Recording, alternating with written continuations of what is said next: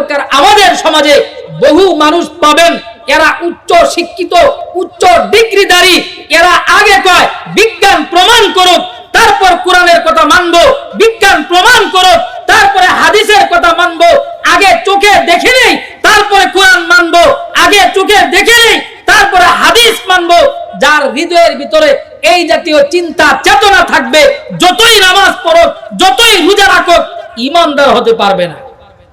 আল্লাহ বলছেন বাস আপনার যুক্তিতে ধরুক আর না ধরুক, রাসূলুল্লাহ সাল্লাল্লাহু আলাইহি ওয়াসাল্লাম করেছেন, বলেছেন, বাস আমাকে মেনে নিতে হবে। এইটার ভিতরেই কল্যাণ, এইটার ভিতরেই সফলতা, এইটার ভিতরেই সফলতা।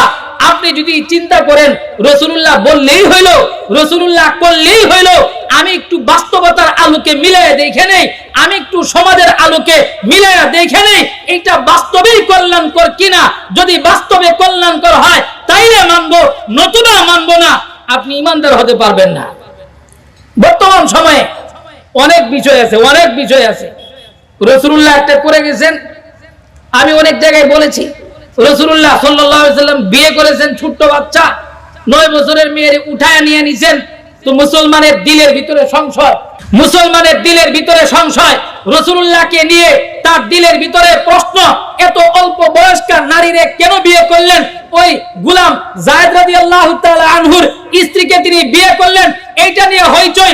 মুসলমান এইটা নিয়ে সংশয়ের মধ্যে পড়ে রয়েছে। পরিষ্কার মনে রাখেন, রাসূল যা করছেন, আল্লাহ যা করাইছেন, আমার বুঝে আসুক কিংবা বুঝে না আসুক, একমাত্র আল্লাহর প্রতি আস্থা রেখে, রাসূলের প্রতি আস্থা রেখে, এইটা যদি মেনে নিতে না পারি, মেনে নিতে যদি আমি পারি না, আমি ঈমানদার হতে পারবো না।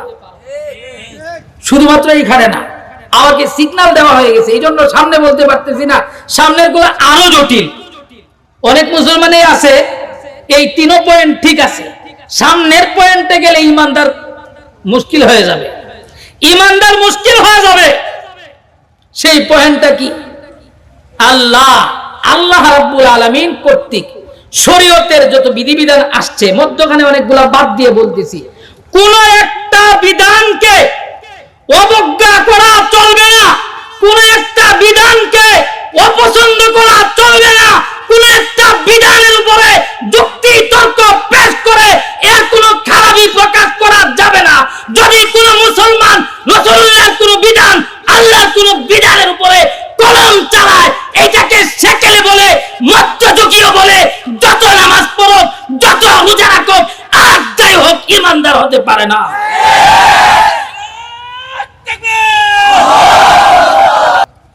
মুহতারাম হাজিরিন, ঈমান বড় সেনসিটিভ বিষয়। আমি বলছিলাম ঈমান বাড়ে, ঈমান কমে। আপনি চলে যাবেন আরেকজনের পূজা মণ্ডপে, ওইটারে আপনি বলবেন এটা সামাজিক কালচার, সেখানে গিয়ে আপনি সন্তুষ্টি প্রকাশ করে আসবেন, আর আপনি বড় ঈমানদার দাবি করবেন। আপনি বলবেন কোরআনের কেসাস, কোরআনের হুদুদ, কোরআনের ব্যভিচারের যে বিধান, এগুলি মধ্যযুগীয়, আর আপনি ঈমানদার থাকবেন, হতে পারে না। কোরআন বলে, কোরআন বলে, কোরআন বলে, কোরআনের একটা বিধানকে কেউ যদি তিরস্কার করে, নিন্দা করে, ঘৃণা করে, ঈমান থাকতে পারে না, পারে না, পারে না, মানতে পারি না। আল্লাহু আকবার, দিন ইসলাম জিন্দাবাদ, কোরআন সুন্নাহর আলো ঘরে ঘরে জালো, উলামায়ে হক্কানি জিন্দাবাদ, জিন্দাবাদ, নারে তাকবীর, আল্লাহু আকবার। আজকে আমাদেরকে এমন একটা পর্যায়ে আসছি, ঈমান নিয়ে কথা বলা মুশকিল, ঈমান নিয়ে কথা বলা মুশকিল, ঈমান নিয়ে কথা বলতে দেওয়া হয় না। কেন? যে ঈমান নিয়ে কথা বললে বেঈমান বাইরে আসে। একই সাথে নামাজ পড়ে, একই সাথে রোজাও রাখে, কিন্তু ঈমান নাই। কেন যে নাই, কেন যে নাই, সেইটা বলতেও আমাদের দেওয়া হয় না। আমি আপনাদের শত্রু নই, উলামায়ে কেরাম আপনাদের শত্রু নয়। উলামায়ে কেরাম যেই দায়িত্ব রাসূলের পাক সাল্লাল্লাহু আলাইহি ওয়াসাল্লাম আঞ্জাম দিয়ে গেছেন মানুষকে মুমিন বানানোর জন্য, তাদের প্রথম টার্গেট ছিল মানুষ যেন ঈমানদার হয়, তার যেন ঈমান ঠিক হয়। উলামায়ে কেরাম মানুষকে ঈমানদার বানানোর জন্য চেষ্টা করেন, হৃদয় থেকে কথা বলেন, কাউকে বেঈমান বানানোর জন্য নয়। আপনি যে বেঈমান হচ্ছেন এখান থেকে ফিরিয়ে আনার জন্য। মুহতারাম হাজিরিন, আজকে ঈমানদার বড় দাবি করি, ঈমানদার বড় দাবি করি, ইসলামের বিধানকে অবজ্ঞা করি, অপছন্দ করি। রাষ্ট্রীয়ভাবে কেউ যদি বলে, কোন আলেম যদি বলে রাষ্ট্রীয়ভাবে আমরা ইসলামকে কায়েম করতে চাই, ওই জায়গায় কোরআনের বিধানকে দেখতে চাই, আল্লাহর বিধানকে দেখতে চাই, তো ইমানদার দাবি করে ইমানের দাবিদাররাই রাস্তায় নামে আর বলে এরা আবার মধ্যযুগীয় বর্বরতা কায়েম করতে চায়, এরা আবারও মধ্যযুগীয় বর্বরতার দিকে ফিরে যেতে চায়। কোরআনের বিধানের দিকে যাওয়াকে যারা মধ্যযুগীয় বলবে, মধ্যযুগীয় বর্বরতা বলবে, পরিষ্কার বলে রাখি, ইমানদার নয়, ইমানদার নয়, তার নামাজ রোজা সব কিছু নষ্ট হয়ে যাবে। আপনি কাকে মধ্যযুগীয় বলছেন? কোরআনের বিধানকে আপনি মধ্যযুগীয় বলেন, আবার নিজেকে বড় ইমানদার মনে করেন। কথা পরিষ্কার করে আলোচনা শেষ করছি, যেহেতু পিছন থেকে চলে আসছে যে কথা শেষ করতে হবে। ইমান ভাঙ্গার যে সমস্ত কারণ আছে এগুলোর দিকে তো যাইতাম আরো পরে, ইমানের হাকিকত এখনো বয়ান করে শেষ করতে পারি নাই।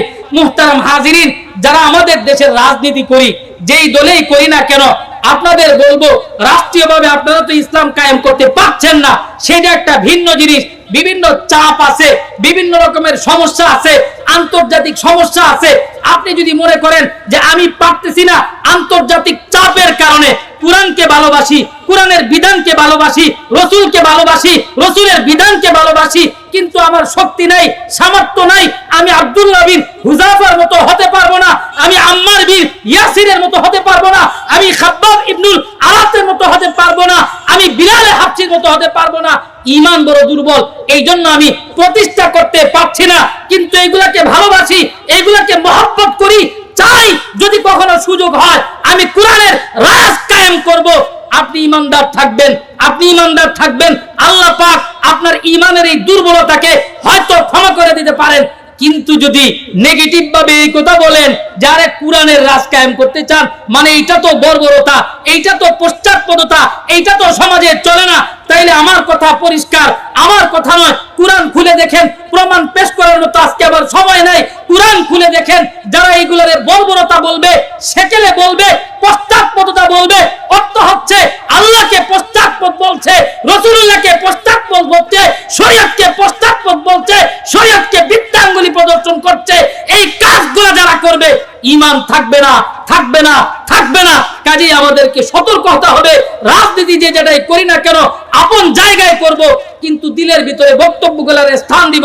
আল্লাহ পারতেছি না হিসাবে পারতেছি না, পারতেছি না হিসাবে কায়েম করতে পারতেছি না, কিন্তু তোমার কোরআনের বিধানকে ভালোবাসি, এতটুকু বক্তব্য কমপক্ষে আমাদের থাকা চাই। ঠিক না বে ঠিক? আল্লাহ রাব্বুল আলামিন আমাদের সবাইকে বুঝার, আমল করার এবং নিজেদের ঈমানকে ঠিক করার তৌফিক দান করো।